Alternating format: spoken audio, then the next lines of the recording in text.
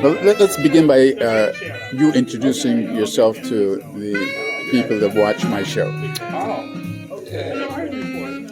All right. Well, my name is James Hurt, and I am a pianist, composer, arranger, percussionist, living in New York City now for 30 years. I moved to New York City much like I came here today. I came here by Amtrak.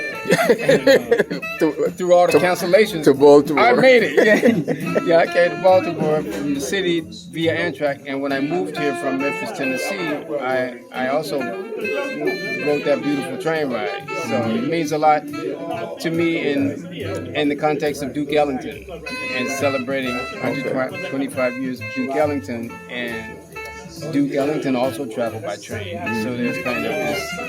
You're doing the same thing. Symbiosis, yeah, that he's directly responsible for. Yeah, it's nice looking back. What did you call this performance here between you and the other guys? I'm trying to figure if it's a face-off or. Whoa, I can't even really think of it. It's kind of like a fellowship. Okay. You know, we collectively. You're talking about 120 years. Like, we've all been here for these 30. Like, we all met around 90, from 92 forward. I think Revis is a great bass player, Eric Revis and Orrin Evans, and Mark Carey. Those guys were already in the city because they were playing with luminaries such as Betty Carter, and the whole Jazz Ahead program. And Orrin Evans was involved with lots of different music, being from Philly and having people like at his disposal, like Shirley Horn, Trudy Pitts, just right there within reach. And in addition to countless artists and musicians from Philly. So when I got here, I was kind of maybe academically fortified in that I had a master's in teaching, and that master's wouldn't really be applied until we had COVID, because it was self-paced learning, with the aid of machines and a virtual classroom and that nature. So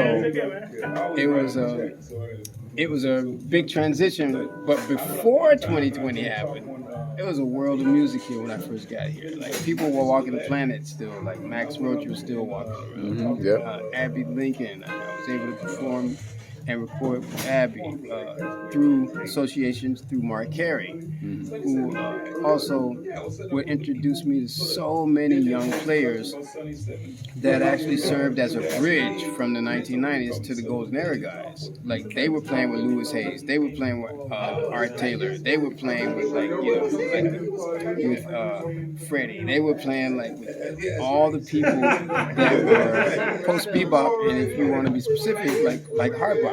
And so we don't talk about that bridge because there's bebop, and then you have the post bop, and then you had the hip hop, fusion. And the 90s generation was very instrumental in building that bridge between that golden era and what we have now.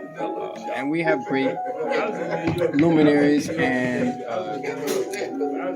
really key figures in the scene now that have paved the way for today's sound. And I think that's what jazz has to do. It always has to. So what pulled you to jazz? You have a master's in education. What pulled you to jazz?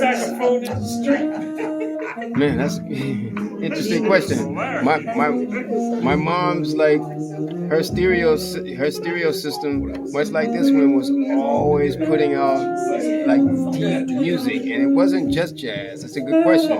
Like, I grew up listening to Isley Brothers Johnson, Rich Sproul, like Dave Brubeck. She had that kind of stuff. She had the big band, but what got me was Count Basie meets Duke Ellington. I like big band. I didn't really like the small units like Miles had until I was older and I could appreciate that because being a young artist, visual artist, and a young drummer, I like the idea of driving that 21 piece big band. So that's what got me. Even though, like I said, I grew up in a life of R&B and soul and funk and blues because Memphis is But here in tonight you're gospel. playing the piano. And you, from a drummer, switched to a piano? Yeah, it was pretty accidental, but I credit it to my mom. She brought this gentleman over to the house, and at one point he was traveling around Europe and doing his thing with his trio and his remarkable technique alongside Ahmad Jamal and Oscar Peterson, and I'm talking about Finney's Newborn Jr. Finney's Newborn Jr. came to my house. So my mom bought a piano for me for like 80 or so dollars. It was a big, tall antique, and she put furniture and pictures on it. She said, "I'm gonna bring this guy over that I used to listen to when I was in high school." And I was like, "Okay." And she brings this guy, and he sits here, and I'm sitting over here, right? And he's looking at me. Through whatever circumstances, he ended up being diagnosed as paranoid schizophrenic. So he was subject to certain experimentations, and some of those took his speech away. So this was a non-verbal transmission. He sits beside me. He plays a beautiful song called "Afternoon in Paris" in his hand. In this hand, he plays "All the Things You Are," but he's looking at me. So it was one of these kind of special moments that really impacted me because immediately after that, I just kind of looked at my mom, and then he sat and he had dinner with us, and we told him he sounded beautiful, and he nodded. He could understand. He just couldn't verbally communicate because his mouth was severely twisted from what they did. When he was in the hospital. So when he left, basically I cried that whole summer. Is my point. I said, why would you do that to me? And she said, you know why? He said, if there's anybody I want you to ever consider playing like, It's him. Yeah, that made her, for me, like she was already a significant person in my life because I grew up with her as the parent, and it was two siblings and myself, and so she gave us these tools to say, well, you can do whatever you want, but you can't halfway do it. You know what I mean? Cool. Now, I've never watched jazz play with just one instrument. Usually there are a couple other men backing up whoever's the lead instrument. Right. This was new. Have you done this before? No. Because how do you know what you're going to play? It's a very fresh kind of take on what they call round robin, where one person starts a tune and then the other one will come and join in, and then we'll do that and turn it around the players, the performers. This was a different one. We said, well, how can we approach this kind of personal instrument? It's personal. You know what I mean? And usually, even in this context, there would be a bass player or a drummer, and then everybody would play with them. But there was a period, to be honest with you, in music in the 1960s, 70s, in New York City in particular, where pianos were scarce. And if they were there and present, they were very out of tune. Nobody took care of them because it's an expensive expenditure. You have to have it tuned, you have to have it properly strung and felted so that it breathes right and it speaks properly. So that kind of was what they call the loft period. There was few ensembles that utilize piano. So for us, this represents that era and that time that we harken back to when we think about Willie the Lion Smith You know, we think about James P. Johnson, we think about Thelonious Well, Monk, just as soon we as think you turn around about the room, Duke it's Ellington, no, well, that's up to Lucy. and Let Lucy all will those, give you and the call. countless others, Earl Father Hines, Yeah. you know, Earl Garner, all those guys that were able to play completely by themselves. And it's great to play in an ensemble setting, but I believe pianistic rite of passage is taking yourself through that lonesome valley. What a Man, description. yeah. You got to walk that one yourself. Yeah. And that's a good Mississippi John Hurt song. You got to walk that lonesome valley, you know. And it's I won't say that it's intimidating because that's not a big enough word.